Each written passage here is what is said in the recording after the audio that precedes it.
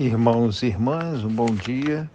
Sejam todos bem-vindos à nossa leitura e reflexão do dia, hoje no terceiro domingo do tempo comum, no dia 24 de janeiro de 2020. A primeira leitura é retirada do profeta Jonas, capítulo 3, versículo 1 até o versículo 5 e o versículo 10. A palavra do Senhor foi dirigida a Jonas pela segunda vez. Levanta-te e põe-te a caminho da grande cidade de Nínive e anuncia-lhe a mensagem que eu te vou confiar. Jonas pôs-se a caminho de Nínive conforme a ordem do Senhor.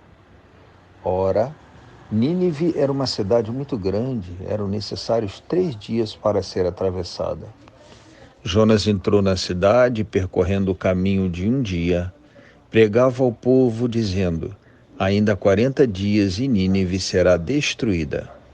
Os ninivitas acreditaram em Deus, aceitaram fazer jejum e vestiram sacos, desde o superior ao inferior.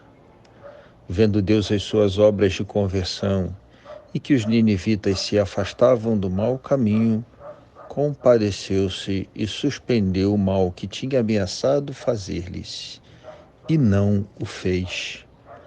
Palavra do Senhor. Responderemos com o Salmo 24, este texto do profeta Jonas. O refrão do Salmo é: mostrai-me, ó Senhor, vossos caminhos, vossa verdade me oriente e me conduza.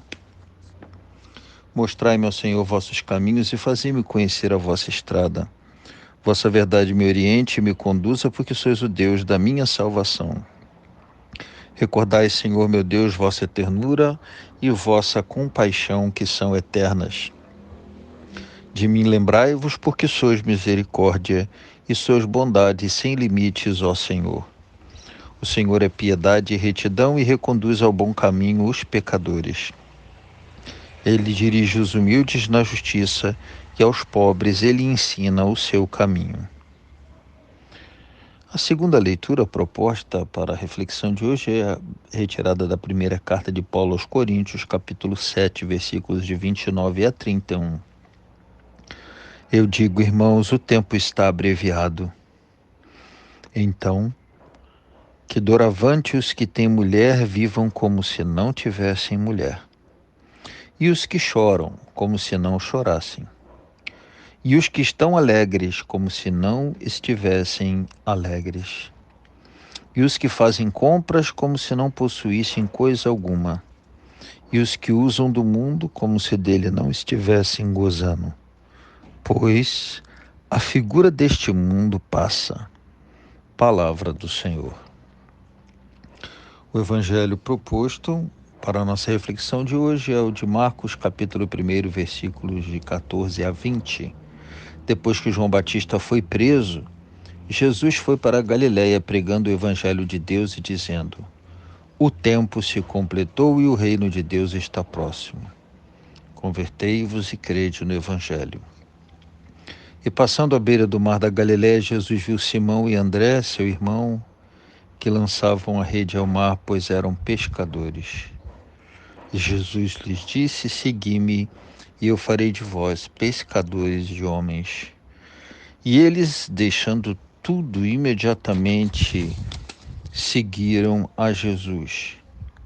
Caminhando mais um pouco, viu também Tiago e João, filhos de Zebedeu. Estavam na barca consertando as redes, e logo os chamou. Eles deixaram seu pai Zebedeu na barca com os seus empregados e partiram seguindo Jesus. Palavra da salvação. Irmãos e irmãs, há uma interessante sugestão de reflexão neste domingo, abrindo a terceira semana do tempo comum, acerca do tempo. O tempo em que nós vivemos, o tempo de Deus, o tempo, nosso tempo, traduzido na forma como lidamos com essas duas dimensões do tempo: o tempo de Deus, o tempo ao qual estamos submetidos porque estamos vivos, e o nosso tempo. A palavra sugere que a gente deve se relacionar com o tempo à luz do tempo de Deus, fazendo de alguma forma a promoção da interseção do encontro entre o tempo de Deus, o nosso tempo e as exigências próprias do tempo em que vivemos. Um tempo que anda independentemente de nós é o tempo que nos impõe, nos apresenta, ora para fazer isso, ora para fazer aquilo, que nos sugere que para viver neste mundo é necessário observá-lo, segui-lo e estar sob a sua condução. Entretanto, a nossa relação com esse tempo não deve ser uma relação passiva, como quem se deixa levar, conduzir, como quem é arrastado ou preso pelas garras deste tempo a uma relação fatalista, ou seja, que não pode ser mudada, que nos leva de certa forma para onde a gente não quer com o próprio tempo. Como já sugere nossa música popular, quem sabe faz a hora, como sugere também algumas músicas que nós costumamos cantar na igreja, o tempo de Deus é o tempo que nos oferece condição de administrar melhor o nosso tempo e de fugir das garras daquele que é o tempo ao qual estamos submetidos, o tempo do mundo, que tem consigo as suas exigências. A palavra de hoje, então, nos convida a ouvir a voz do Senhor quando Ele diz: eis o tempo, eis o caminho, eis a direção.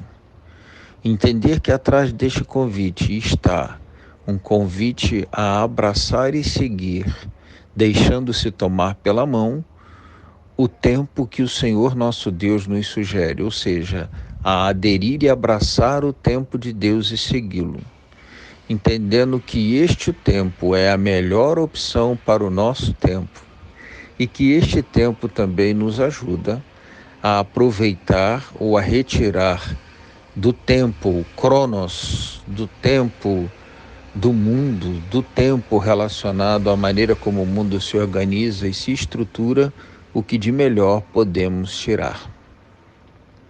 No tempo de Deus, a perfeita interseção, a perfeita harmonização, o mais saudável encontro entre o tempo que o mundo nos sugere, o tempo próprio das dinâmicas deste mundo, o nosso tempo, e o nosso tempo regido pelo nosso querer, e o tempo de Deus.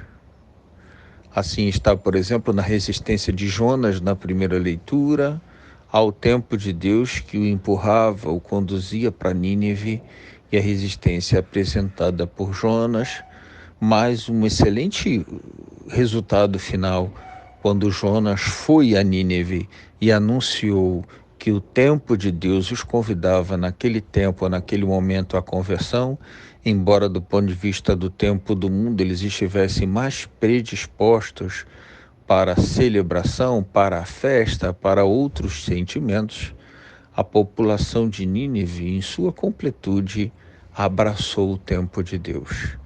Ao abraçar o tempo de Deus, então, a misericórdia se estende sobre eles, a desgraça se afasta deles e eles vivem um recomeço. O que seria uma ruína e um fim se transforma nesta submissão ao tempo de Deus em um recomeço.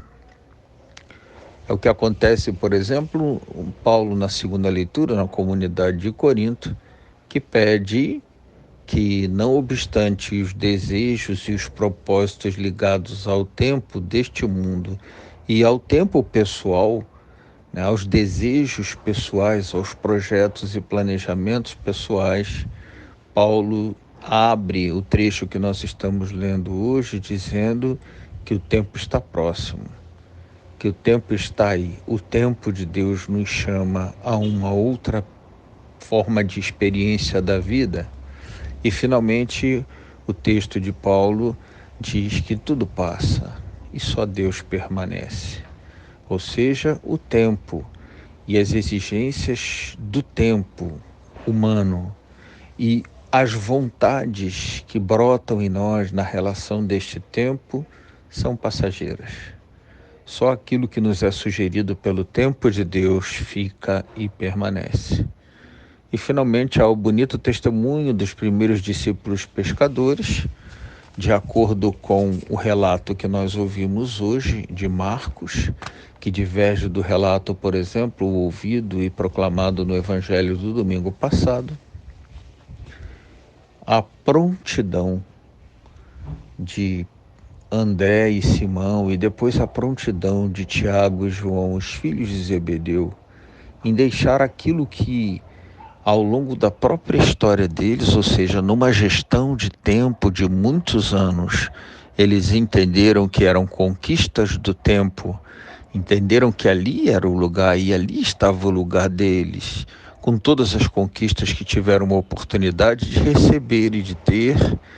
Há uma prontidão neles em entender naquele chamado de Jesus, que diz: vinde e fareis de vós pescadores de homens, a inauguração de um novo tempo, um tempo que, em comparação àquele outro das conquistas ligadas à história de trabalho, à história do tempo de trabalho, do tempo de vida de cada um deles, seria um tempo mais fecundo, um tempo que traria a realização em sentido pleno, um tempo que não é só tempo humano, que não é só um líder que chama um tempo novo, mas um tempo que é o tempo de Deus na vida deles. Ao abraçarem e darem o sim, ao trocarem essencialmente suas atividades de pescadores de peixes para pescadores de homens, eles entendem que está a perfeição ou a plena realização daquilo que seria a relação deles com o tempo no mundo. Desejo a todos que esta semana nos conceda a oportunidade de uma reflexão acerca dessas três vertentes do tempo ao longo de nossa vida e no momento atual. O tempo do mundo, o nosso tempo, o tempo que escolhemos e o tempo de Deus. Um dia abençoado.